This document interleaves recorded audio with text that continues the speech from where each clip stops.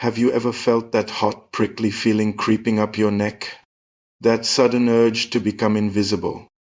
That's shame. We all know it and we all hate it. We see it as a sign of weakness, something to be buried and forgotten. But what if I told you that this gut-wrenching emotion is not your enemy? What if it's actually a superpower, a secret weapon hardwired into our DNA for survival and success? It sounds crazy, I know, but stick with me, because today we're going to completely reframe how you see shame. We're going to turn it from a source of pain into a source of power.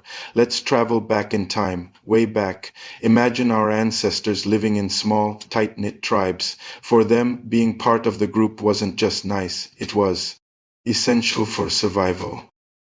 If you were cast out, you were on your own against predators and the elements. Your chances of making it were slim to none. So what was the internal alarm system that kept you in line, that made sure you didn't do something that would get you kicked out of the tribe? You guessed it, shame. Shame evolved as a social glue. It's that internal voice that says, hey, maybe don't steal your neighbor's food, or everyone will hate you and you'll be exiled. It's a powerful motivator to maintain social bonds, to cooperate, and to follow the rules of the group. It protected us by making us care deeply about what others thought of us. So the next time you feel a pang of shame, remember it's not a glitch in your system. It's a feature. An ancient piece of evolutionary software designed to keep you safe and connected. Fast forward to today. Our world is a lot bigger than a small tribe, but that ancient software is still running. We feel shame when we make a mistake at work, when we say something awkward at a party, or when we feel we've let someone down. Our brain interprets these modern social slip-ups as threats to our belonging, just like our ancestors did. The pain is real, and it's meant to be. It's a signal, a flashing red light on your emotional dashboard telling you that a core value has been violated or a social connection is at risk. So, how do we use this? The first step is to stop fighting it. When you feel shame, don't push it away.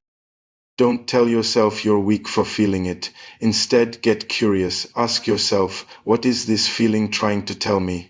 What rule did I break? What value did I cross?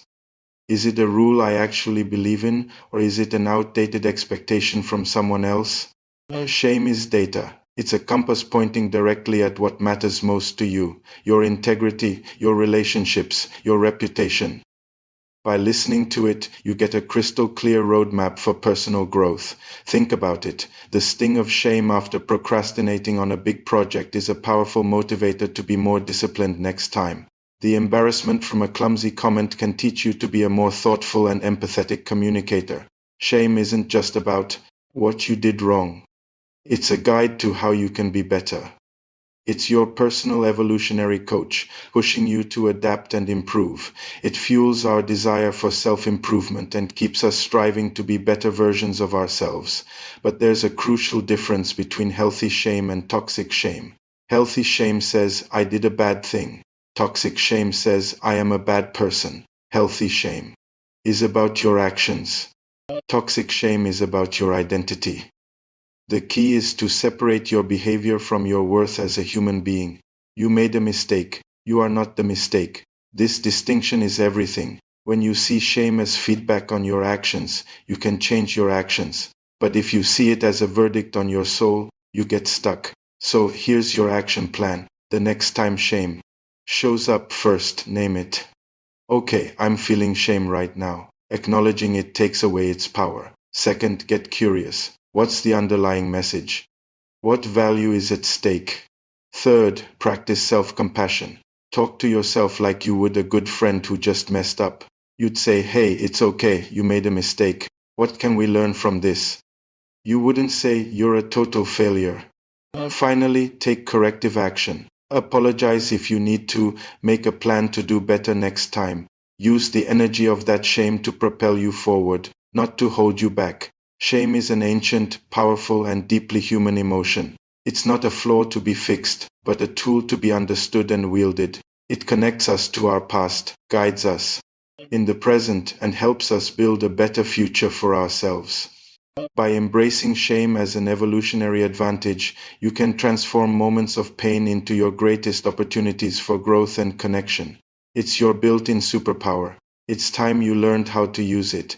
Thanks so much for watching. If this video changed your perspective on shame, hit that like button and subscribe for more content that helps you understand yourself better. I'd love to hear your thoughts in the comments below. See you in the next one.